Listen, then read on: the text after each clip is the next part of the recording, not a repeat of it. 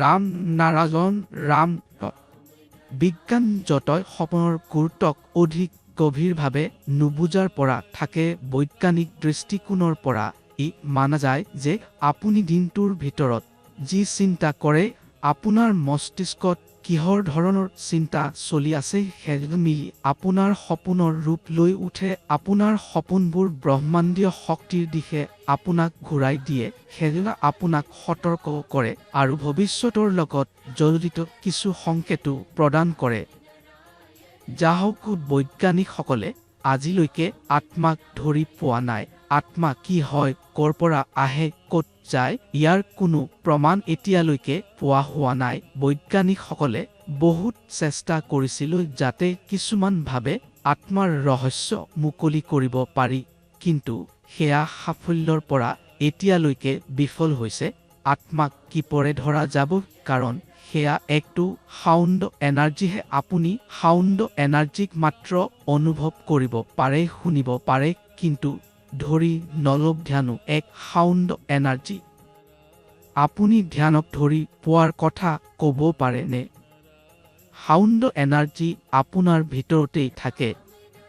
জীৱনত প্ৰতিটো মানুহে ধ্যানৰ সৈতে জড়িত হওক, যাতে আপোনাৰ কল্যাণ হ'ব পাৰে। ধ্যানৰ মাধ্যমৰ পৰা আপুনি নিজৰ মন, বিবেক, অন্তৰাত্মাক শক্তি প্ৰদান কৰে, এইবোৰক নিজৰ অধীনত কৰাৰ ক্ষমতা লাভ কৰে। সেইবাবে প্ৰতিটো মানুহে ধ্যান কৰা উচিত। ধ্যান এক প্ৰকাৰ সাউণ্ড এনাৰ্জি, যি আমাৰ শৰীৰত থকা 50,000 কোটি আত্মাক শক্তি প্ৰদান কৰে, যাৰ ফলত আমাৰ শৰীৰৰ শক্তি বাঢ়ে, জীৱন লাভ হয়, চিন্তাধাৰাৰ ক্ষমতা উন্নত হয়।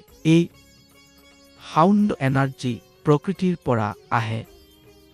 আমাৰ এই পৃথিৱী আকাশৰ এক কঠিন পাঠশালা। এই পাঠশালাত উত্তীৰ্ণ হোৱা ষ্টাৰত পূৰ্ণ নম্বৰ আনি সফল হ'ব অসম্ভৱ। এতিয়ালৈকে কোনো ব্যক্তিয়ে এই পাঠশালাত পূৰ্ণ নম্বৰ লাভ কৰা নাই। এতিয়ালৈকে আমি যি সকলো ভগৱান বা ধৰ্মৰ নাম শুনিছোঁ, সেয়া ভিতৰত কোনোৱে আকাশৰ পৰীক্ষা উত্তীৰ্ণ কৰিব পৰা নাই।